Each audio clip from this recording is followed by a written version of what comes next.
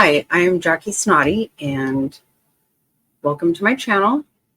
Thank you for being here. If you are new here, please consider subscribing and push the notification bell so you will be notified whenever I put out a video.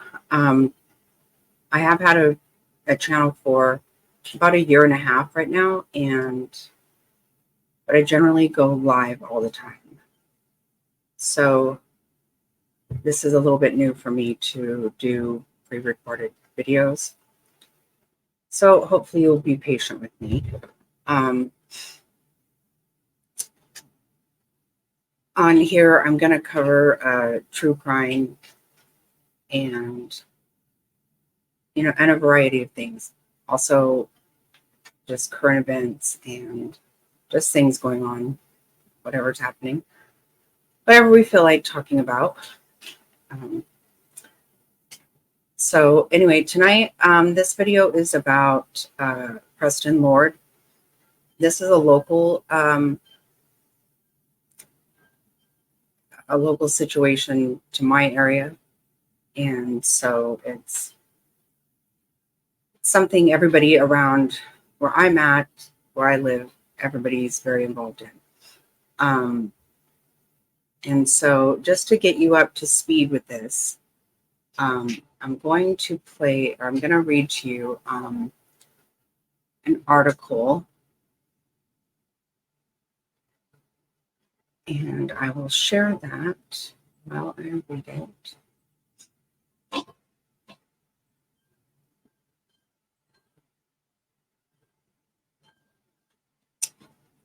So this says, a 16-year-old boy died after he was attacked at a Halloween party in Arizona, according to police. The alleged assault happened at a home in Queen Creek on Saturday night. Preston Lord, 16, died on Monday at Phoenix Children's Hospital 2 days after the party. He was a junior at Combs High School and played on the varsity basketball team. Queen Creek police say they were called to the home for a disturbance call just after 9 p.m. Saturday. However, no crime was found. Officers left to respond to another call before being called back to the Halloween party for a new report of an assault.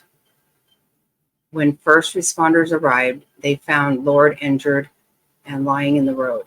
Life-saving measures were attempted, and Lord was rushed to the hospital. Lord's aunt told KTVK that the teen was attacked and his heart stopped. She also said he suffered severe brain injury.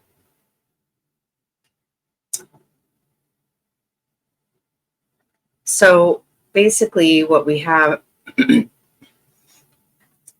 so that gets you up to speed. There was a Halloween party, and there were, it was said that it got a lot bigger than was intended. And I believe they were, the police were called for a disturbance, but obviously they said they didn't see any crimes happening at that time. They later were called back for an assault. So now to let you know who Preston was, let me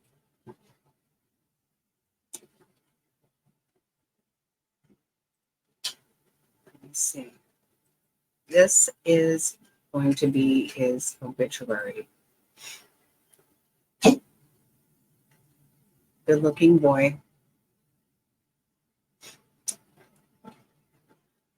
So this says, Preston William Lord, 16, kind, loving, funny, intelligent, and extremely thoughtful young man. Preston passed suddenly on October 30th, 2023, 1 month after his 16th birthday, with his sister Tatum, mother Autumn, father Nick, and stepmother Melissa by his side. Preston recently celebrated his 16th birthday on his junior homecoming day and had a wonderful time with friends. He was proud and happy passing his driver's license test and getting out on the road.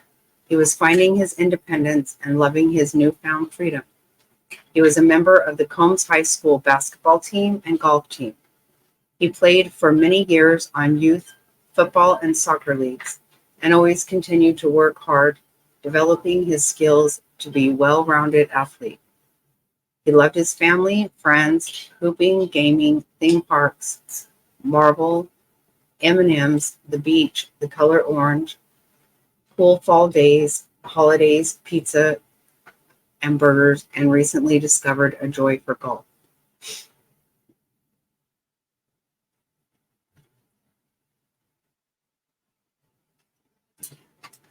So, like I said, very good-looking young man there.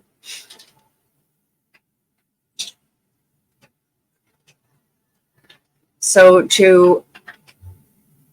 for anybody who's not familiar with this case,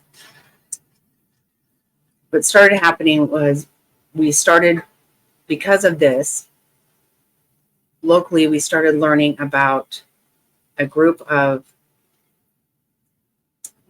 kids in the area that they call Gilbert Goons. I'm going to do a separate video on that. But these are kids that have been, for at least at this point, we know a couple of years, have been harassing, attacking, assaulting lots of kids. They have been, they've posted things online themselves in social media with them having drugs, with them having weapons. Some of them are very affluent, and so it's believed by some people maybe they were being treated with preferential treatment, but nothing has been being done. And there is currently another story, I will cover that in another video as well, where one child was harassed so severely by them, was attacked and assaulted to the point that his father actually has taken him out of the country to go live with his mother somewhere else because he didn't feel it was safe for him to live there. So it's been a situation going on that a lot of us were not aware of. And for whatever reason, nothing was happening. The schools were being informed, the police were being informed, and nothing has actually been happening. So in my opinion, that's a very good chance that Preston Lord, this could very well have been prevented, in my opinion. So recently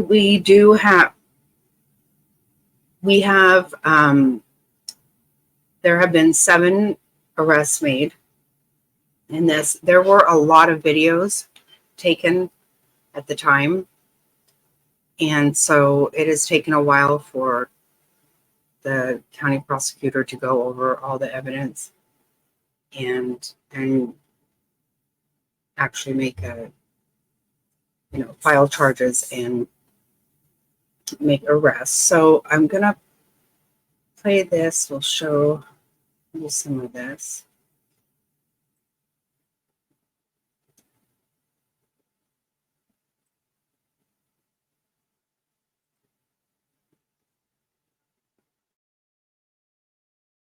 We continue to follow breaking news. All 7 suspects accused in the murder of Preston Lord have gone before a judge and pleaded not guilty. This now includes Treston Billy, who appeared for his arraignment just this morning. David Caltabiano was in the courtroom when he made his plea, and David is joining us live now at Superior Court. So, David, how were things in the courtroom today?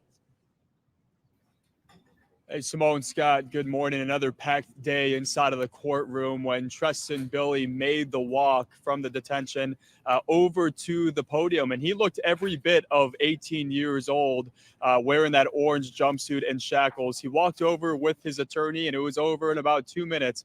Pled not guilty to 3 big-time charges. We're talking about first-degree murder, kidnapping, and aggravated robbery. And as you can see in the video, he held his head up high during this proceeding, a 180 from his mugshot where he was teary-eyed. Now, important to note that Billy was arraigned last out of the 7 suspects because he was taken in last of the 7 suspects. Matter of fact, it took a SWAT team to go over to his neighborhood to serve that warrant where he eventually surrendered. A lot of attention for this case, guys. Scott, you probably remember the Jodi Arias trial that was around 15 years ago or so. I'm not sure that we have seen a case with this much attention since then. So once again, guys, all 7 suspects now pled not guilty for their arraignments in the past 2 days. All of their court dates have been set for April 30th. So we should know in about a month or so how this moves forward. It's going to be a long and tiring battle inside of the courtroom for all 7 of these suspects. Might I add, inside of the courtroom, Billy did have his family in attendance, same with some community advocates for Preston Lord too. And as Billy went back toward in custody, you could tell that he was scanning the room looking for his mother that was in attendance, guys.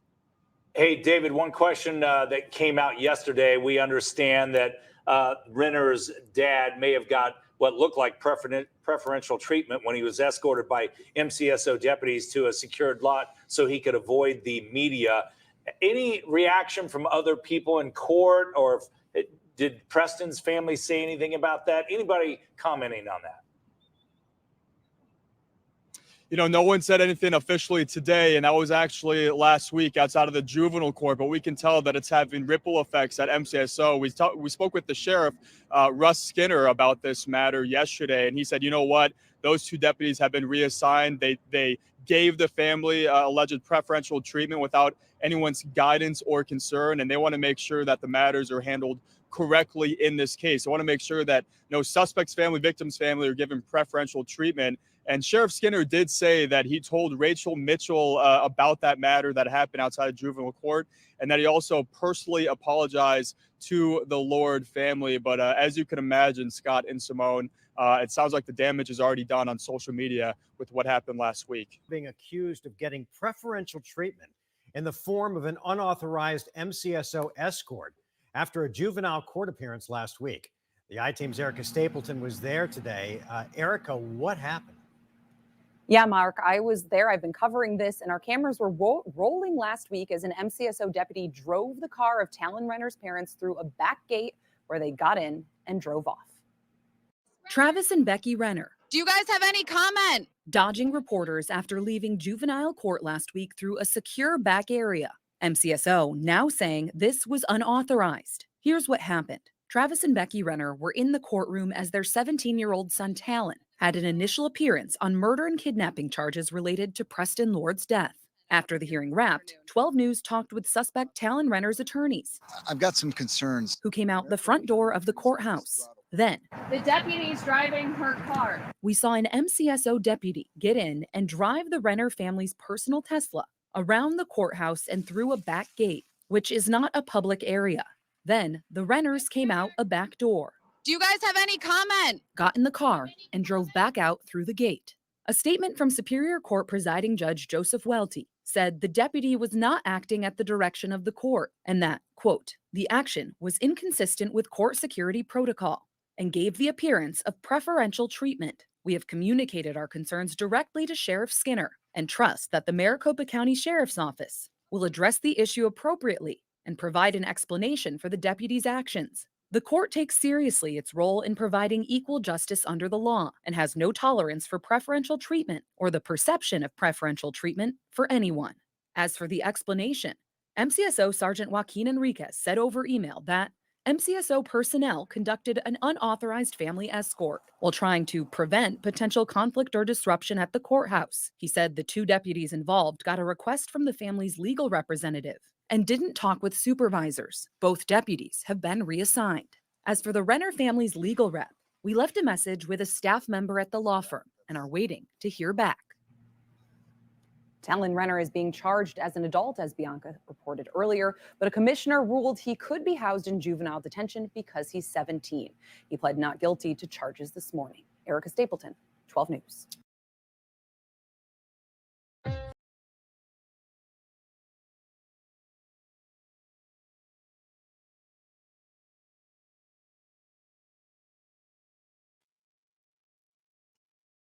Okay, so that was to show that there's already been preferential treatment given, obviously. And what's really strange, so this is one of the children that have been, which they are children, they are being charged as adults. In Arizona, if a murder takes place whenever in the commission of any other crime, another felony, there's only certain ones, but kidnapping is one, and they've all been charged with kidnapping as well as first-degree murder. So, because he was apparently taken against his will away from the area that he was at originally, that is considered kidnapping. So a little different than your normal, what you would think of as kidnapping, but being taken against your will, that is what that is. So this one suspect is, we do have a video of a previous employee of his father's that talks about a cover-up from the very beginning. So that's pretty interesting.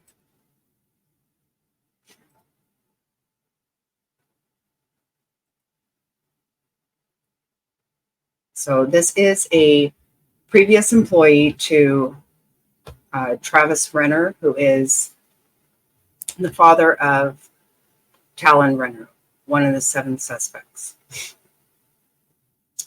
And I will play this.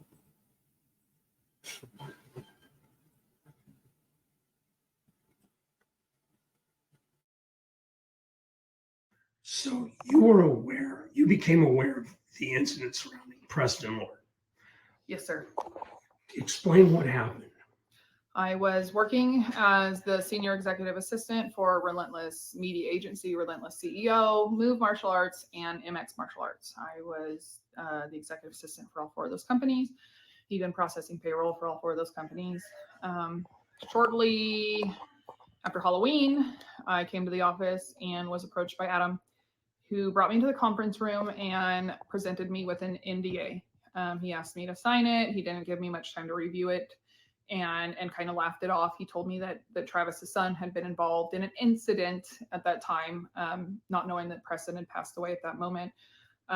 He explained that was involved, and Travis was currently taking to the cabin because he had some injuries on his hand.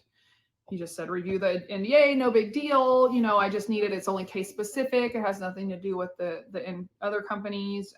Please sign. I'll give you a copy afterwards. So I did. I signed it because I could not afford to lose my job at that time. What was your understanding of how they reacted to it? What did they do? Immediately said they were not talking. They lawyered up and they were going to cover this up. They made sure to get a lawyer. Adam was told that Travis is more than likely going to have to file bankruptcy because of this case. It's going to break him. And because those two are so tightly wound financially, they are in business together in 4 different entities, that Adam was going to need to seek an attorney and a bankruptcy attorney to possibly buy Travis's shares to kind of separate ties between them. And that was what I was told. However, it continued that Adam told me he never had any intention of completely losing Travis as a business partner. He can't financially afford to lose Travis, and he was just going to let the dust settle, words verbatim. He was going to let the dust settle and let Travis back in. Did they talk to you about the killing of Preston Lord, or did they talk in front of you? What was the conversation? It was both. I was talked to about the case, and I was around when the case was talked about. The common theme about it was involved. He hurt his hand because he punched Preston initially, possibly causing cuts and abrasions. And that is when they took town. I found calendar evidence that corroborating this, that all of a sudden Travis was gone. At that time, I was being told by Adam that's where they were at, the cabin, letting hand heal. And I was weeks go by, and I was always pulled aside to give an update on the case. Go back to school and pretend like everything's fine. They would update me, on their case proceedings. They would tell me that only expected to get 9 to 10 months out of this. That's what his attorney is saying, that they have no plans on talking. They're just going to cover it up, and then everything will be good. So there was never any conversation about turning Travis Renner's son in? Never. Adamantly no. They refused. They talked about how they would never do such a thing. They weren't talking. They said they had plenty of money. They would be able to get away with this, essentially.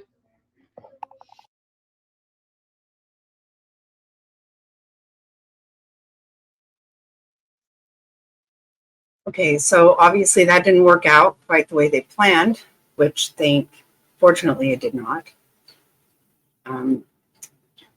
But this is what we're dealing with, is children with affluent backgrounds and this kind of thing. But fortunately, they are going to be held responsible. That is going to happen. I think what has happened is social media has gotten very involved in bringing to light previous situations of what this group of kids have done. Like I said, I'm going to do another video to show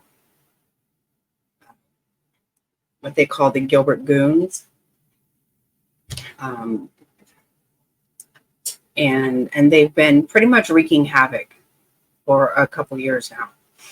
And now there's some people have said that this was a fight over a girl.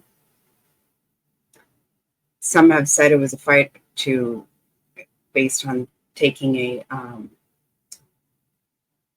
medallion necklace that Preston's friend was wearing. I don't know any of that to be true. I also have heard that at least 3 of the 7 didn't know who Preston was. Some have said that it was some type of an initiation into this Gilbert Goons group. We don't know any of that to be true. Those are allegations right now. But basically, what we have seen through all the different things that we've seen with the Gilbert Goons attacking and assaulting their peers, it basically doesn't seem to have any real motive for it. It's just something they enjoy doing. And like I said, I'm going to do a video on the goons and show several videos of them just simply attacking. So it is very unfortunate. It's very sad, but very happy that somebody is going to be held accountable for this. And I'm going to keep you updated on this. And just remember, everything I'm saying is for educational and entertainment purposes only. And this is all my opinion. Don't form your opinion based on me, please. And I will keep you informed on this. And thank you so much for watching my video. Hope you will like it and come back again. Thank you so much.